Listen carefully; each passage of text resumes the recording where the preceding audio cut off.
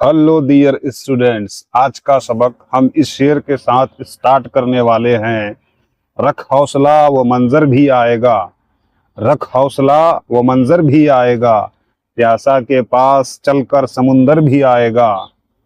थक कर न बैठ ए मंजिल के मुसाफिर, थक कर न बैठ ए मंजिल के मुसाफिर, मंजिल भी मिलेगी और मिलने का मज़ा भी आएगा, मंजिल भी मिलेगी और मिलने का मज़ा भी आएगा। हेलो डियर स्टूडेंट्स, तो आज के इस लेक्चर में, आज के इस वीडियो में हम देखने वाले हैं क्लास 10th उर्दू की किताब जिसका नाम है दरख्शा, उसी का दूसरा चैप्टर आज हम इस वीडियो में देखने वाले हैं। तो स्टूडेंट्स, वीडियो में अंत तक बने रहिए और देखते रहिए आज का ये प्यारा सा सबक, चैप्टर नंबर 2, भाभी जान। आइए, आज चैप्टर पढ़ने में बड़ा मजा आएगा। हेडिंग में लिखा हुआ है भाभी जान। जब रुकैया भाभी याद आती है तो मेरा सर खुद ब खुद जज्बे एहतराम से झुक जाता है और ऐसा महसूस होता है कि जैसे उनकी ज़ात सरापा रोशनी है। उनकी याद के साथ साथ मुझे वो शमा याद आ जाती है जो कलीसा की ऊंची कुर्बान गाह पर जलती और पिघलती रहती है।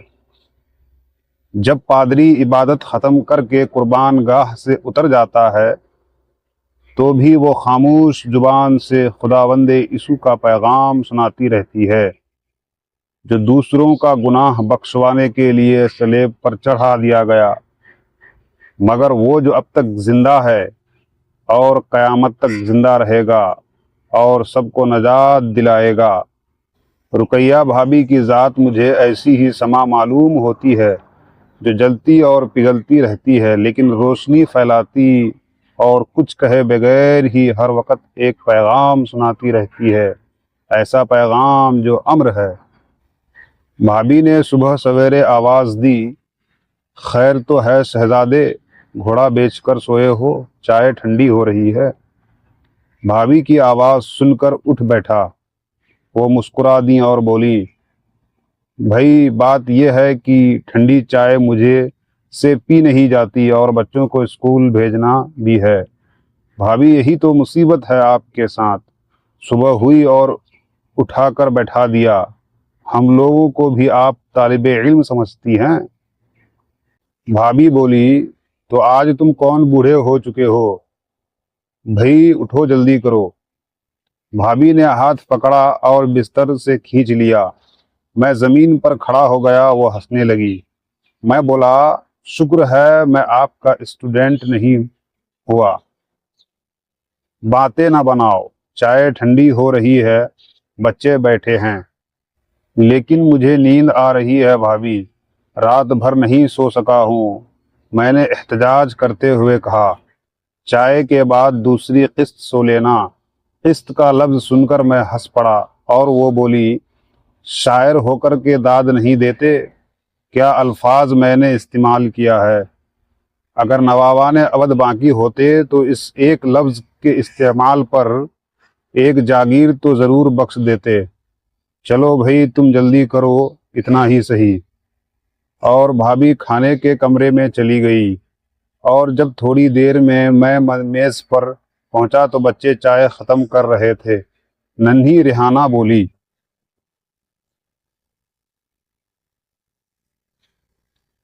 चचा जान, हम लोग चाय ख़त्म कर चुके हैं, अब आप हमारी झूठी चाय पीजिए। स्कूल की लारी ने हॉर्न बजा दिया और बच्चियां ताली बजाती हुई बाहर चल दी। भाभी ने चाय डालकर मेरी तरफ बढ़ाई और बोली, अगर तुम जवान इतनी देर तक सोते रहोगे तो क्या करोगे। शेर कहूँगा और क्या करूँगा, और कुछ नहीं। भाभी माना खेज अंदाज से मुस्कुराई। मैं कुछ छिप सा गया। भाभी की मुस्कुराहट बहुत दूर तक इशारा कर रही थी। फिर वो आहिस्ते से बोली,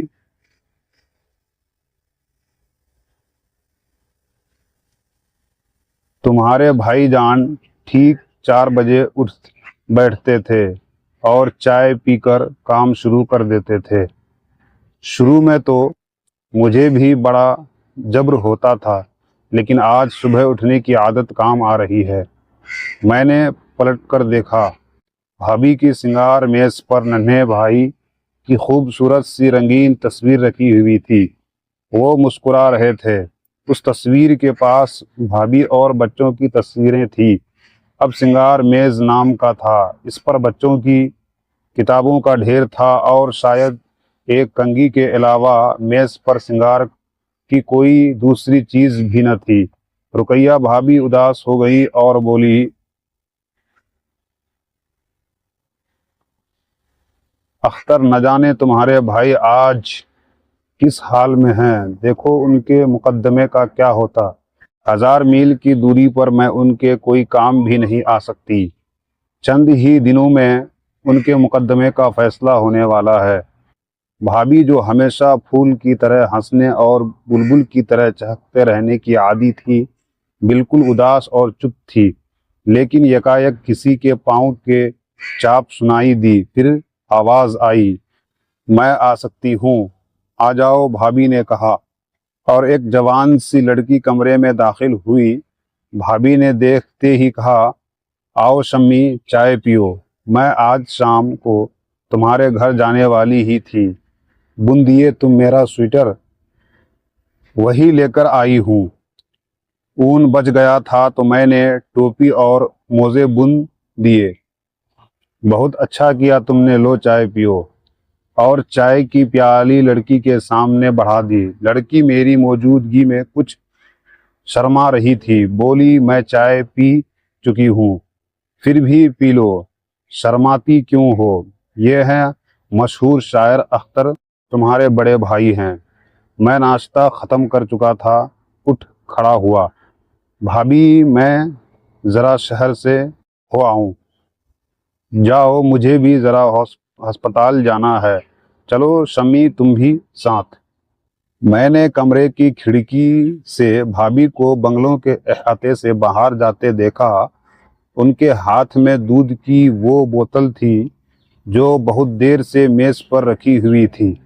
یہ تو مجھے 2 دن کے بعد معلوم ہوا کہ بھابھی کے ایک پرانے ملازم کی بیٹی ہسپتال میں ہے۔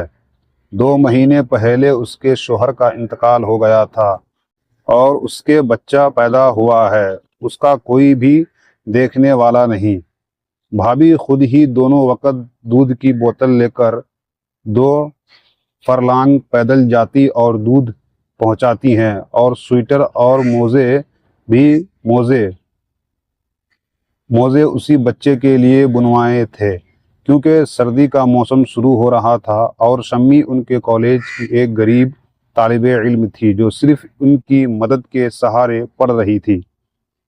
بھابھی سے میری صرف دوسری یا تیسری ملاقات تھی، البتہ خط و کتابت بہت زیادہ تھی، لیکن 3 دن ساتھ رہ کر معلوم ہوا کہ وہ آدمی نہیں مشین تھی۔ صبح اٹھ کر کام شروع کر دیتی۔ ان کا زمانہ بھی بالکل بدل چکا تھا۔ کبھی 4-5 نوکر اور مامائیں ہوتی تھیں، اب ان کے پاس صرف ایک نوکر تھا جو بازار سے سودا لاتا تھا اور کھانا بھی پکاتا تھا۔ پھر روپوں کی بھی بڑی تنگی تھی۔ پہلے وہ 1000 روپے ماہنامہ پر اپنے شوق پر خرچہ کر دیا کرتی تھی، اب 400 روپے ماہ پر ایک کالج میں لیکچرر تھی اور 50 روپے ماہوار ایک لڑکی کو پڑھانے کے ملتے تھے۔ لے دے کر یہی ان کی آمدنی تھی، اور خرچ اپنی جگہ پر، بلکہ کچھ زیادہ ہی۔ اپنے اور بچوں کا خرچ ہوتا تو کسی طرح پورا ہو جاتا، لیکن وہ بھی بڑھ گیا تھا۔ بچوں اور اپنی ضرورت دونوں کے علاوہ ایک مستقبل رقم انہیں ہر مہینے مزدوروں اور طالب علموں کی انجمنوں کو دینا پڑتی تھی۔ کانفرنسوں اور جلسوں میں شرکت کے لیے کرایہ ادا کرنا پڑتا تھا۔ کئی غریب لڑکیاں صرف ان کی مدد سے پڑھ رہی تھیں۔ بھائی جان کی جب شادی رقیہ بھابھی سے ہوئی تھی تو ہم لوگوں کا عام خیال تھا کہ یہ شادی کامیاب نہیں ہو سکتی۔ ایک طرف بھائی جان تھے جنہیں ایسی سیاست سے شوق تھا جو بار بار انہیں جیل بھجوایا کرتی تھی، اور دوسری طرف بھابھی جان تھی جو نازوں کی پالی تھی اور ایسے ماحول میں بڑھ کر جوان ہوئی تھی جس میں اپنی ہی ذات سب کچھ ہوتی ہے۔ اور ہم لوگوں نے شادی کی خبر سنتے ہی سوچ لیا تھا بھابھی جس طرح ابھی مائکے میں شان سے رہا کریں گی اور بھائی جان جیل میں رہیں گے۔ بعضوں کا تو یہ خیال تھا کہ بھائی جان بھی سیاست کے چکر سے نکل کر بیڑ سڑی کریں گے اور اپنی عالی شان کوٹھی میں شان کی زندگی گزاریں گے، یا پھر آرام کرسی والی سیاست چلے گی اور کتابوں کی باتیں دہرائیں گے۔ لیکن سب کا خیال غلط نکلا۔ بھائی جان نے رقیہ بھابھی کو اپنے رنگ میں جلدی ہی رنگ دیا اور وہ قدم بقدم ساتھ چلنے لگی، اور شادی کے بعد جیسے ہی بھائی جان گرفتار ہوئے انہیں 2 سال کی سزا ہو گئی۔ بھابھی جان نے اپنے لیے راہ تلاش کر لی۔ BA وہ پہلے ہی کر چکی تھی، جلد ہی تیاری کر کے MA کر لیا اور کالج میں لیکچرر ہو گئی اور اکلوتی بچی کی دیکھ بھال میں لگ گئی۔ 2 سال کے بعد جب پھر بھائی جان جیل سے آئے تو اپنی سرگرمیوں میں رہے اور بھابھی جان کام کرتی رہی۔ پھر 2 بچے اور ہوئے اور انہیں پالتی رہی۔ اب بھائی جان 3 سال سے نظر بند تھے اور ان پر مقدمہ چل رہا تھا۔ بھابھی جان بے شمار ذمہ داریوں اور غم کا بوجھ اٹھاتے پھرتی تھی، لیکن ان کا چہرہ کبھی میلا نہیں ہوتا تھا، بلکہ ایسا معلوم ہوتا تھا کہ وہ اپنے غم کو اپنے لیے مسرت سمجھنے لگی ہے اور غم میں بھی خوشی کا پہلو نکال ہی لیتی ہیں۔ وہ صبح سویرے اٹھتی، بچوں کو نہلاتے، ان کے کپڑے بدلتے، خود نہا دھو کر تیار ہو جاتے، بچوں کو کھلا پلا کر 7 بجے اسکول بھیج دیتی، پھر ملنے والوں کا سلسلہ شروع ہو جاتا۔ اس طرح کے لوگ ان سے ملنے آتے اور طرح طرح کی فرمائش کرتے، کوئی ان سے ملازمت کے لیے سفارش کرنے کو کہتا، کوئی کسی اور کام کے لیے۔ سب آدمی انہیں بڑے آدمی کی بیوی اور بہو سمجھتے تھے۔ کوئی ایسا نہیں سمجھتا تھا کہ بھابھی جان کا تعلق اب بڑے لوگوں سے صرف چھوٹے لوگوں کی وجہ سے رہ گیا ہے۔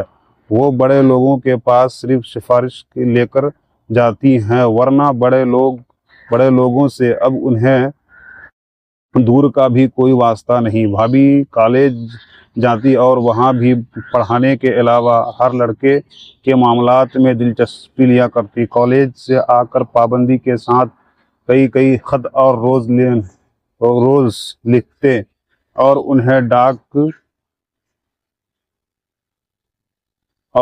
ڈاک میں ڈالتے۔ عام طور پر یہ خطوط نئے لکھنے والوں کے نام ہوتے تھے جو ہر روز انہیں خط لکھا کرتے تھے۔ بھابھی نے محض دل بہلانے اور وقت کاٹنے کے لیے لکھنا شروع کیا تھا۔ وہ بہت اچھا لکھنے لگی تھی اور نئے لکھنے والے ان سے مشورے طلب کرتے اور وہ بڑی محبت کے ساتھ ان کے خطوط کا جواب دیا کرتے۔ اسی طرح کے نئے لکھنے والے تو غلط فہمیوں کا شکار ہو کر بہک جائیں، ورنہ ان کے دل سنگی ہو۔ پھر وہ شام کو ایک جگہ ٹیوشن پڑھانے چلی جایا کرتی تھی، یعنی صبح جاگنے کے بعد سے سوتے وقت تک کام آدمی کا ہے مشین معلوم ہوتی ہے۔ ان کے خط لکھنے کے شوق سے تنگ آ کر میں نے کہا، بھابھی آپ نے کیا علت پال رکھی ہے؟ کالج میں تو سر کھپاتی ہیں، گھر پر بھی کالج بنا رکھا ہے۔ بھابھی بڑے باوقار انداز میں مسکرائی اور بولی، اختر ان نئے لکھنے والوں کو کیسے بھول سکتی ہوں؟ یہ تو ہماری مستقبل کی امید ہے۔ اگر میں ان پودوں پر روز چھڑکاؤ نہیں کر سکتی، ان کی خدمت نہیں کر سکتی، ان میں پھول لگیں گے اور سارا باغ مہک اٹھتے، تو کم سے کم جو کچھ کر سکتی ہوں وہ تو کرنا چاہیے۔ لینگویج والا، یہ ہمارے چینل کا نام ہے۔ اسٹوڈنٹ، ہم نے جو چیپٹر پڑھا اس سے کچھ لیے گئے مشکل الفاظ اور ان کے معانی، آئیے ہم اس پہ بہترین انداز سے چرچا کرتے ہیں۔ کلیسا، کلیسا کا معنی ہے گرجا، عیسائیوں کی عبادت گاہ۔ احتجاج، اعتراض، محبت، انکار۔ ملازمت، ملازمت کا معنی ہے نوکری، خدمت میں رہنا۔ سراپا، سراپا کا معنی ہے سر سے پاؤں تک کی تصویر کشی۔ نجات، نجات کا معنی ہے رہائی، چھٹکارا۔ سلیب، سلیب کا معنی ہے عیسائیوں کا مقدس نشان۔ جبر، جبر کا معنی ہوتا ہے ظلم و ستم۔ ملازم، ملازم کا معنی ہوتا ہے نوکر خادم۔ ستون، ستون کا معنی ہوتا ہے کھمبا۔ عزم، عزم کا معنی ہوتا ہے ارادہ، نیت، جمع عزائم۔ ایثار، ایثار کا معنی ہوتا ہے قربانی دینا، دوسروں کو اپنے اوپر ترجیح دینا۔ راوی، راوی کا معنی ہوتا ہے کہانی سنانے والا، جیسے اس کہانی میں اختر نے بھابی جان کی کہانی۔ تار، تار کا معنی ہوتا ہے ٹیلی گرام، پرانے زمانے میں جلدی پیغام بھیجنے کا ذریعہ، جسے تار کہتے ہیں۔ خاتون، خاتون کا معنی ہوتا ہے عورت، لیڈی۔ مایوس، مایوس کا معنی ہوتا ہے نا امید ہونا۔ قربان گاہ، وہ جگہ جہاں قربانی دی جائے۔ شمع، شمع کا معنی ہوتا ہے موم بتی۔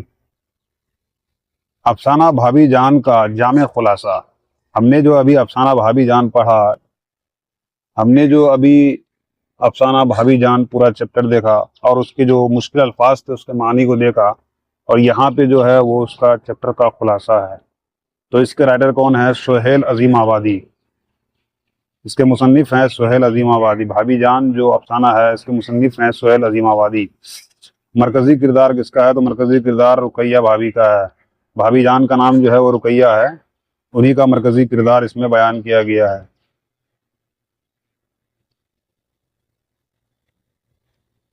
پہلا سیکشن کیا ہے کہ رقیہ بھابی کی بے مثال شخصیت، رقیہ بھابی کی بے مثال شخصیت۔ یہ افسانہ رقیہ بھابی کے گرد گھومتا ہے، جن کی زندگی صبر، ایثار اور قربانی کا دوسرا نام ہے۔ کہانی کے راوی اختر، جو ان کے دیور ہیں، وہ بتاتے ہیں کہ بھابی کی ذات عیسائیوں کے کلیسا، چرچ کی اس شمع کی طرح ہے جو خود پگھلتی ہے مگر دوسروں کو روشنی دیتی ہے۔ دوسرا سیکشن ہے تنگی اور سخت محنت۔ رقیہ بھابی کے شوہر کو سیاست کا شدید شوق ہے، جس کی وجہ سے انہیں اکثر جیل جانا پڑتا ہے۔ شوہر کے جیل جانے کے بعد پورے گھر اور بچوں کی ذمہ داری اکیلی رقیہ بھابی پر آ جاتی ہے۔ وہ ایک کالج میں 400 روپے ماہانامہ پر پڑھاتی ہیں اور شام کو ایک غریب لڑکی کو 50 روپے کے لیے ٹیوشن بھی دیتی ہے تاکہ گھر کا خرچ چل سکے۔ وہ صبح 4 بجے سے رات تک ایک مشین کی طرح کام کرتی ہے۔ تیسرا سیکشن دوسروں کے لیے ہمدردی، ایثار۔ اپنی ذاتی تنگیوں کے باوجود رقیہ بھابی کا دل دوسروں کے لیے بہت بڑا ہے۔ جب ان کی ایک غریب طالبہ شمی کے پاس اپنے بھائی کی کالج فی بھرنے کے پیسے نہیں ہوتے تو رقیہ بھابی اپنی بیٹی ریحانہ کے لیے بڑی مشکل سے بچا کر رکھی ہوئی سونے کی چوڑیاں اسے بیچنے کے لیے دے دیتی ہیں تاکہ اس کی فیس ادا ہو سکے۔ چوتھا سیکشن صبر اور اختتام۔ کہانی کے آخر میں بھابی کو ایک تار ٹیلی گرام ملتا ہے جس سے معلوم ہوتا ہے کہ ان کے شوہر کو 4 سال کی سزا ہو گئی ہے۔ یہ سن کر وہ کچھ دیر کے لیے بہت روتی ہیں اور اداس ہو جاتی ہیں، لیکن فوراً ہی اپنے آنسو پوچھ کر دوبارہ مسکراتے ہوئے زندگی کی ذمہ داریوں میں لگ جاتی ہے، کیونکہ وہ جانتی ہے کہ اگر وہ ہمت ہار گئی تو ان کے بچوں کا کیا ہوگا۔ مرکزی خیال۔ سہیل عظیم آبادی نے اس افسانے کے ذریعے یہ پیغام دیا کہ ایک سچی اور باہمت عورت حالات کے جبر کے آگے کبھی گھٹنے نہیں ٹیکتی، بلکہ صبر اور مسکراتے ہوئے ہر طوفان کا مقابلہ کرتی ہے۔